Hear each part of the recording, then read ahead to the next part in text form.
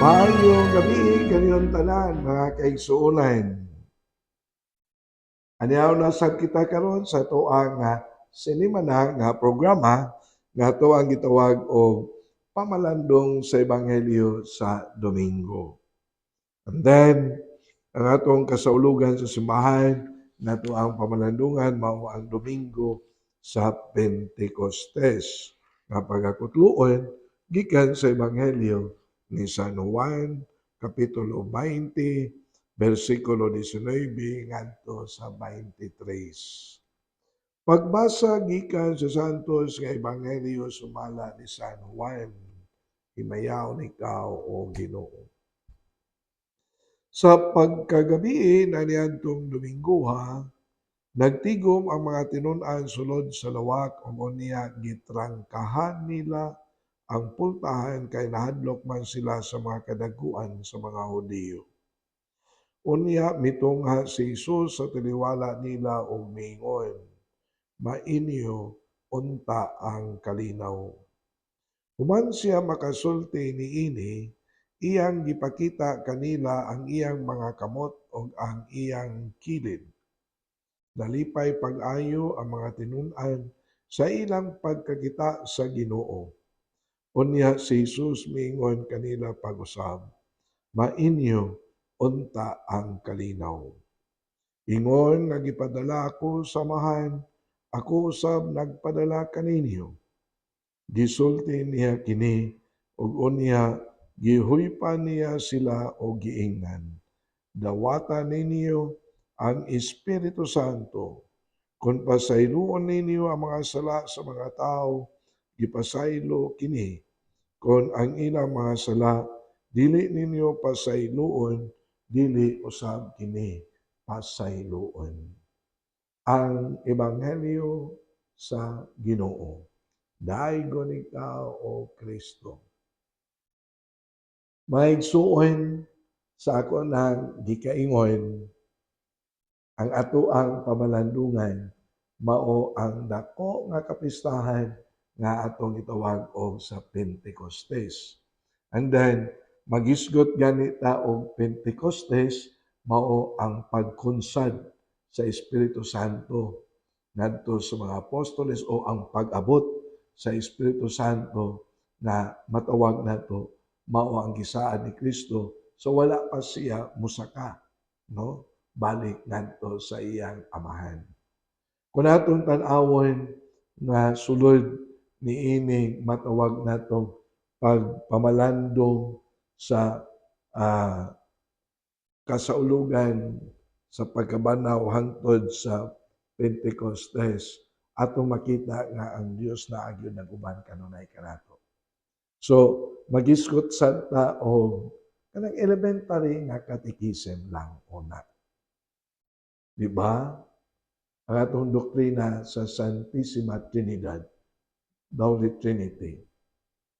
Usa ka Ginoo, tulo ka persona. Maunay ato nga Santissima Trinidad. And then, sa tulo ka persona, naa ang Dios Amahan, ug anak, ang anak si Kristo, ug ang Espiritu Santo, mao kini ang matawag natong kasaulugan sa Pentecostes.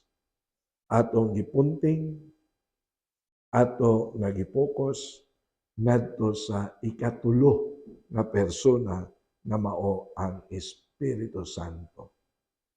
Kung ato sab nga tan-awon kini pong Pentecostes, gitawag usab kini siya og birthday, ang pagkahimugso sa simbahan. Kung ato sab nga balikon, balik tan-aw, ngano man nga gitawag man kini og pagkahimugso, no? Pagkatao sa simbahan. Dili ba human sila matawag nato og na human si Kristo namatay, nanago man ang mga apostoles, pero ang atoang ebanghelyo nagsaysay usab kanato na the first experience of the Pentecostes mingon na pagkunsad sa Espiritu Santo mao tong giingon mga dila sa kalayo nanugpa sa tagsa-tagsa kanila. Nya human sila nanago out of fear, kahadlok, dili ba mamanto ilang gitagkahan ang pultahan sa ilang kwarto. Pagkunsad sa Espiritu Santo, fear turned into courage. Nya ilang giablihan ang pultahan. Nangadto sila sa mga tao. Nya they started to proclaim, they started to talk about the message of peace, resurrection of Jesus. Nya mao na ni ang giingon hagit sa kada usa kanato sa pagkatinud-an nga mingon. Panlakaw kamo matud pa ni Kristo sa commissioning. Ug isangyaw ninyo ang maayong balita ngadto sa tanang katawhan sa tibuok kalibutan. And then birthday pagkahimugso sa simbahan. Pero meron ning pagsangyaw nila. Mao to ang mga gasa sa Espiritu Santo tataw og klaro kaayo na ila nga nadawat sa mapananglit ni adtong gitawag og gift of tongue, di ba? Ang gift of tongue na miingon gasa gikan sa Espiritu Santo nga bisan kon nagkalain-lain ang mga pinulungan sa mga tao nga diin na minaw kanila apan because of the gift of tongue, gift of the Holy Spirit, sila masabtan. Klaro kaayo ang ilahang gisangyaw. Regardless of what is the language na ining tawhana. O di inigikan sila. Pero ang pagtungod sa gasa sa Espiritu Santo, because of the inspiration of the Holy Spirit, ang ilang pagsangyaw is very clear, can be understood by anybody and by everybody. So, makita nimo unsa gyud ka importante ang matawag nato presensya sa Espiritu Santo. Labi na diha sa simbahan. Ginaingon daghan kaayo ang matawag natong mga hari, mga emperador, mga rayna na gusto mugunob sa simbahan. That's history. Pero ang history sad moingon na never na ang simbahan nagunob,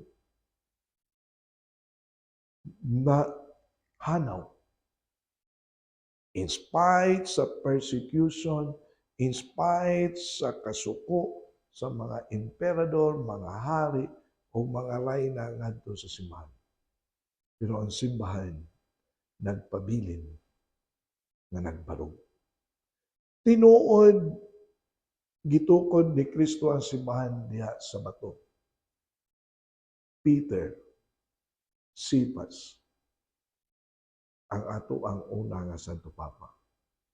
Pero ang kasaulugan usab sa Pentecostes mingon, tungod usab sa presensya sa Espiritu Santo diha sa simbahan, precisely na muingon ta nga ang Pentecostes mao ang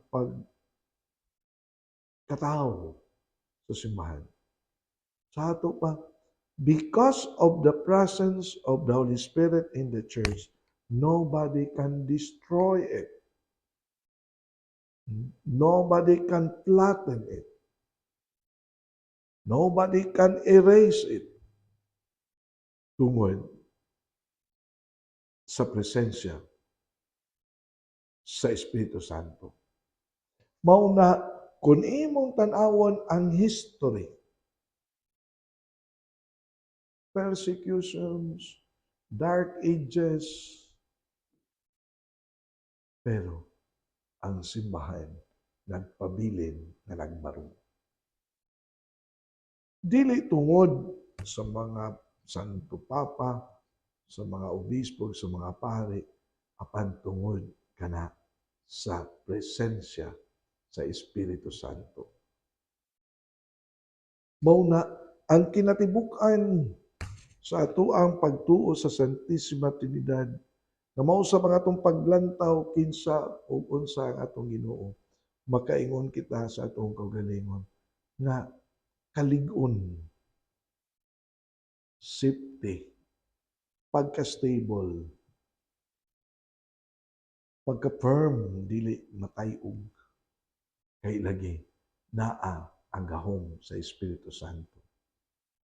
Mao bitaw nga kung ato sad nga tan-awon piece by piece sa tuwa usab nga pamalandong ang dramatic presentation of the coming of the Holy Spirit will always remind us na ang Espiritu Santo di ay maoy mupasayon,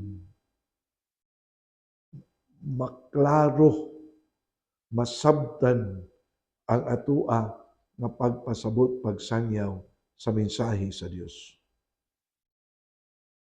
Gift of tongue, dili ba? Sayon na kayo sa mga apostoles ang pagpasabot sa naminaw kanila. Daghan ang na-converter at that moment and at that time. Tungod kay klaro kaayo ang ilang ladunggan. Tungod kini sa gasa sa Espiritu Santo. Understanding, wisdom, ug uban pa. Mao ni nga niini atong pagsaulog usab sa Pentecostes. Number 1, dili ta ngayang mahadlok kung dunay modaot, kung dunay gaplano nga muguba sa ato ang simbahan. Dili ta ngayan nga oy noon mabalaka kita. Pero dili ta magpakawa sa palam, di ta magpadala sa mga panggulat sa mga kontra sa simbahan. Kay never ang simbahan magunob sa tao. Kay naa ang Dios. Tinukod usab sa Dios ug naapol ang gahom sa Espiritu Santo. Pila na, bisan gani sa ato ang mga leaders, bisan sa Pilipinas, kung mahinumdum pa ba mo, di ba, doon natay leader nga nagtamay, nagdaot, ng hulga sa ato ang simbahan, asa naman ron siya?